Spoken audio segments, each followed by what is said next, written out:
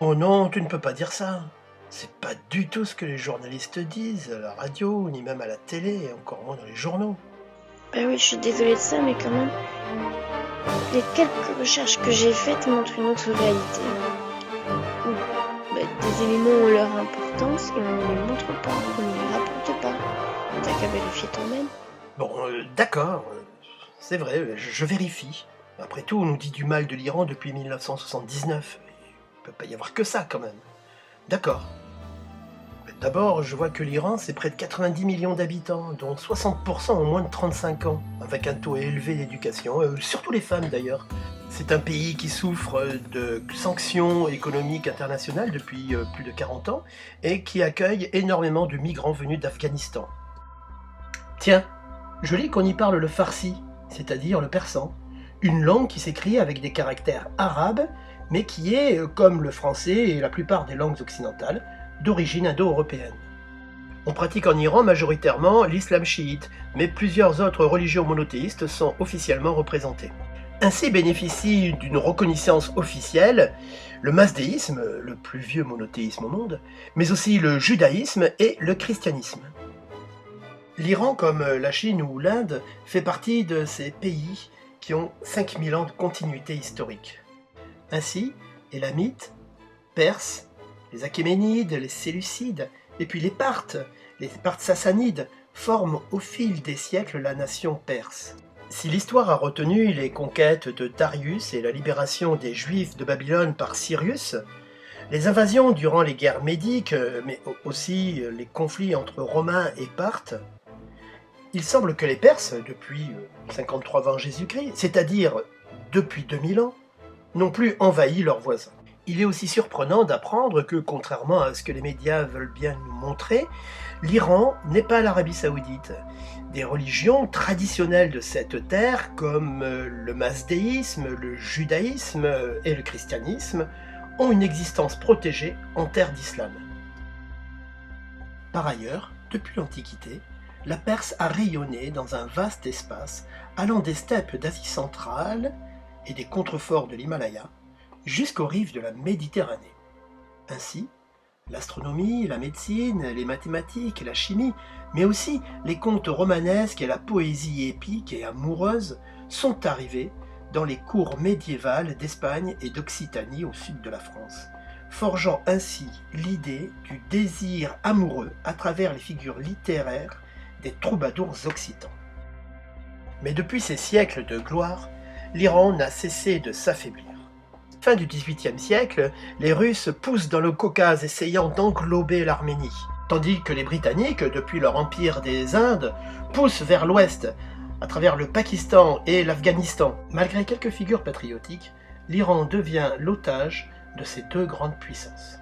Après la Première Guerre mondiale, l'effondrement de l'Empire russe scellera la victoire des Britanniques sur le territoire perse et s'emparera des ressources pétrolières dont le monde occidental a désormais besoin. L'Iran est alors coincé entre l'Irak sous mandat britannique, à l'ouest, et l'Empire des Indes, à l'est. Par le truchement de journalistes espions très influents, l'Anglo-Persian Petroleum Company s'octroie en Iran de vastes territoires. La colonisation financière permet malgré tout à la nouvelle dynastie au pouvoir avec l'aval britannique de moderniser le pays suivant l'influence de la révolution turque. Depuis cette période, les modes vestimentaires semblent une obsession du gouvernement. Dans une volonté de modernisation, les interdictions vestimentaires heurtent le conservatisme religieux. Cela fait vaciller le régime, et à un chat en succède un autre. À partir de la Seconde Guerre mondiale, l'influence britannique cède la place à celle américaine. Le pétrole semble alors une source de prospérité, surtout pour les compagnies américaines. Alors, le Premier ministre de l'époque, Mohammad Mossadegh, cherche à nationaliser le pétrole. Mais la diplomatie secrète de Washington saura endiguer le mouvement grâce à une presse à ses ordres qui saura manipuler les opinions publiques. Le pouvoir du Shah se durcit avec les conseils de ses partenaires américains et israéliens, devient une dictature de sinistre mémoire. Il combat à la fois une opposition d'un côté religieuse et conservatrice, et de l'autre une opposition communiste et progressiste. Cela n'empêche pas le Shah de programmer des réformes très audacieuses sur le plan social. Celles-ci, aux yeux de Washington, pourraient faire passer le Shah pour un dangereux socialiste en proie à l'influence soviétique. On observe une bourgeoisie très occidentalisée dans une dictature qui impose une modernisation à marche forcée, notamment en collaboration avec la France dans le domaine du nucléaire. Et paradoxalement, ce sont ces réformes sociales qui auront raison de son régime et feront éclater la révolution islamique. Après des luttes de pouvoir entre les deux oppositions, socialistes et religieuses, c'est cette dernière qui l'emporte, évitant le basculement de ce puissant pays dans la sphère soviétique. Néanmoins, bien que conservateurs au niveau des mœurs, les religieux au pouvoir imposent des réformes sociales et surtout la nationalisation du pétrole, ce qui déclenchera la colère des Occidentaux. Ainsi, la première décision que prendra les États-Unis en rétorsion sera l'interdiction de l'achat du pétrole iranien. Téhéran y répondra par une campagne anti-américaine et laissera un groupe d'étudiants envahir l'ambassade des États-Unis et prendre des otages durant de très longs mois. C'est là que débutera pour le peuple iranien, coincé entre des impérialistes et des idéologues, 50 ans de privation et d'agression de toutes sortes. La punition contre Téhéran sera servie par l'intermédiaire de l'Irak et des 8 années de guerre meurtrière que ce pays livrera à l'Iran. Les Occidentaux vendront des armes aux deux parties afin de faire durer le conflit et faire chuter le pouvoir des mollahs. Une campagne internationale de dénigrement s'abat alors sur l'Iran, prenant comme prétexte les règles vestimentaires imposées aux femmes. Encore une fois, les règles vestimentaires, imposées cette fois par le pouvoir religieux, seront le prétexte d'une révolte, et pour l'opinion internationale, un critère qualifiant une dictature. Pourtant, à la même époque, la presse occidentale n'avait jamais soulevé ce problème concernant aussi l'Arabie Saoudite, où les femmes devaient porter un voile cette fois complet, n'avaient pas le droit de vote, ni de sortir seules, encore moins le droit de conduire une voiture, ni même de faire du vélo. Alors qu'à l'époque du Shah, dans nos grands journaux, l'Iran ne semblait pas être une tyrannie, mais un investisseur très progressiste. Depuis la Révolution, c'est-à-dire depuis la nationalisation du pétrole, nos éditorialistes qualifient le règne des mollahs de dictature par opposition à Israël qui serait une démocratie. On peut donc observer cela de plus près. Ce qu'il y a d'original dans la constitution iranienne, c'est qu'il y a deux chefs d'État, dont un qui semble avoir plus de pouvoir que l'autre. En effet, femmes et hommes à partir de 18 ans votent directement pour un président de la République tous les 4 ans. Ils votent aussi pour les députés laïcs siégeant à l'Assemblée nationale durant 4 ans. Ils votent encore pour élire des représentants religieux dans une autre assemblée, celle des experts. Ils seront élus pour 8 ans. Ceux-ci choisiront parmi eux un guide suprême dont le mandat ne sera pas limité, il pourra le répéter. Ainsi, Ali Khamenei est au premier pouvoir depuis 1980. On notera au passage que pour une dictature en Iran, on vote beaucoup. Il s'agit donc d'un pouvoir bicéphale, où les deux chefs, un laïque élu au suffrage universel direct, l'autre religieux au suffrage indirect, sans limitation dans le temps. Il s'agit d'une démocratie dite autoritaire, où le pouvoir religieux garde notamment le pouvoir judiciaire et un ascendant sur le reste de l'exécutif. Ce pouvoir est religieux, moral et quelque part conservateur. Ce régime, qui se veut profondément moral et gardien d'une éthique dans les échanges humains, reste aussi le protecteur des autres religions comme le zoroastrisme, le judaïsme et le christianisme. De plus, l'Iran a très tôt reconnu l'État d'Israël et a mené une politique de partenariat et d'alliance régionale avec cet État. Néanmoins, l'Iran a voté à l'ONU une résolution en 1975 selon laquelle le sionisme et l'apartheid étaient placés sur le même niveau de racisme. Cette résolution a été abrogée en 1991. Les États-Unis, se voyant privés de pétrole bon marché, mais aussi de vente d'armes et de débouchés pour son industrie, demanda à ses vassaux, l'Europe, le Japon et la Corée, de couper eux aussi toute relation avec l'Iran. Les magasins se vidèrent en Iran. Le pays s'isola, ne trouvant à vendre son pétrole qu'à la Chine, seule capable de résister aux pressions américaines.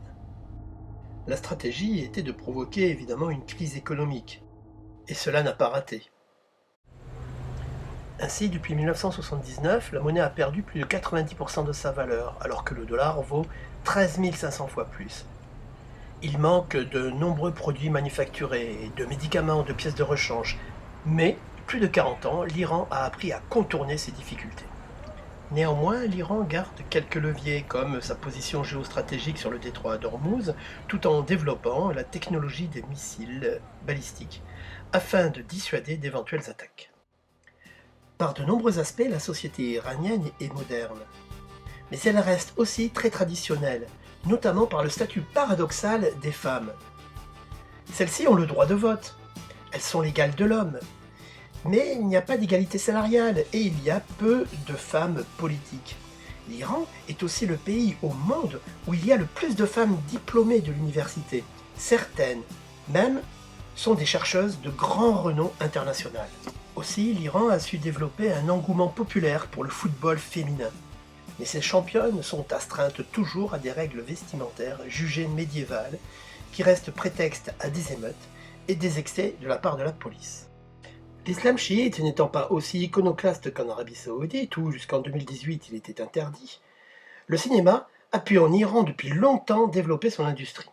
Les cinéastes y ont développé un art original, éloigné des influences occidentales par l'embargo, et sachant jongler avec la censure autrefois du Shah, puis des mollahs. Il y aura aussi la surprenante place de l'art contemporain en Iran. Celui-ci a été développé dans les années 70 par la Shah Banu, avec son amitié pour les pop artistes comme Andy Warhol. On retiendra les quelques artistes suivants, comme la photographe Nusha Tavakolian, le sculpteur Mohammad Hassan Emad, l'artiste Farah Moshiri, Mahmoud Moakrar et la plasticienne Nazgul Ansarinia. Durant sa guerre d'invasion, l'Irak avait utilisé des armes chimiques contre l'Iran. Pourtant, jamais l'Iran n'a riposté, invoquant des raisons morales. Depuis cette période, le guide suprême, à plusieurs reprises, a déclaré que l'usage de l'arme atomique ou chimique était un grand péché, puisque cela substituait l'homme à Dieu dans son pouvoir de destruction. En conséquence, bien que l'usage de l'arme nucléaire soit interdit, pour des raisons morales, l'Iran a décidé de se servir de ce levier afin de négocier avec les USA une levée des sanctions. Alors que ces sanctions avaient été abolies grâce au gouvernement de Barack Obama en 2015, et ce malgré les protestations d'Israël, et que l'on pouvait recommencer à faire des affaires avec l'Iran pour le bien-être de tous, voilà que le nouveau chef d'État américain renonce à ce traité, efface sa signature de manière unilatérale et oblige ses partenaires occidentaux à en faire de même sous la contrainte de terribles amendes. C'est comme si, par certains aspects, Israël gouvernait à la Maison-Blanche. Ne voulant obéir à cette décision illégale de la part des États-Unis, certaines multinationales résistèrent et continuèrent à commercer avec l'Iran. C'est là que les Français et les Européens en général firent l'expérience amère de la justice extraterritoriale des États-Unis, avec d'énormes amendes à devoir payer.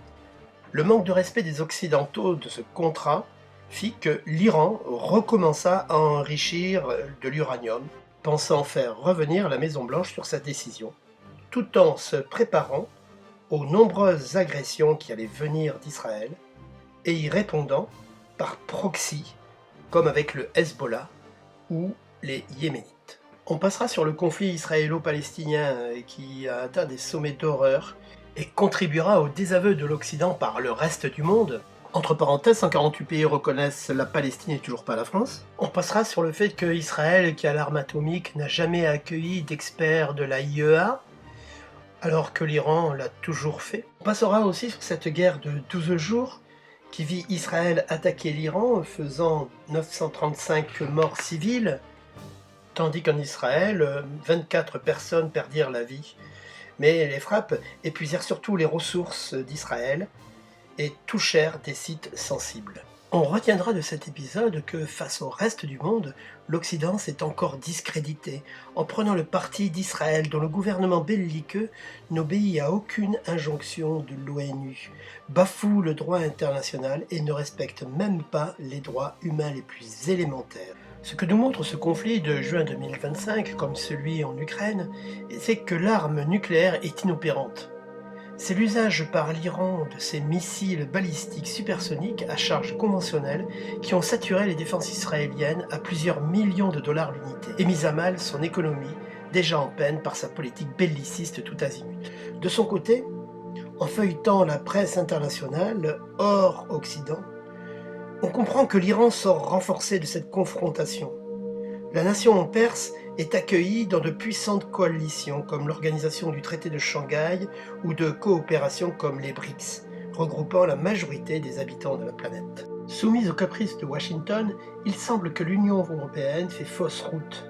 Elle va contre les intérêts de ses citoyens.